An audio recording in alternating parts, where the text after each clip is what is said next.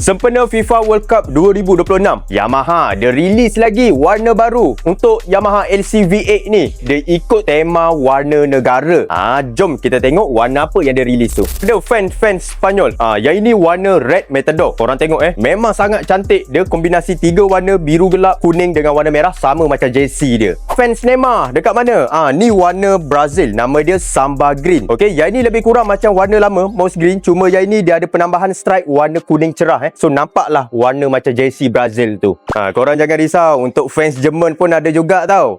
Fans Jerman ni bagi aku cantik warna dia. Kombinasi 4 color, warna putih, warna hitam, warna merah dan warna kuning. Sebiji juga macam dia punya jersey.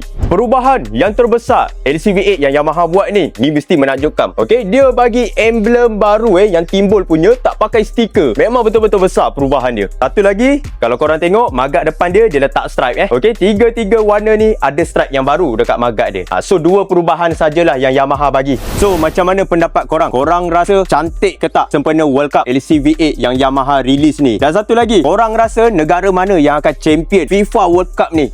Kalau contoh Spain ni tiba-tiba champion, confirm dia akan jadi barang NOS. Harga dia terus naik. So yang mana berminat, jangan lupa klik button apply dekat bawah. Kita ada banyak ready stock. Okey, korang tinggal pilih je korang nak warna mana satu. Nak Brazil ke, Spanyol ke, Jerman.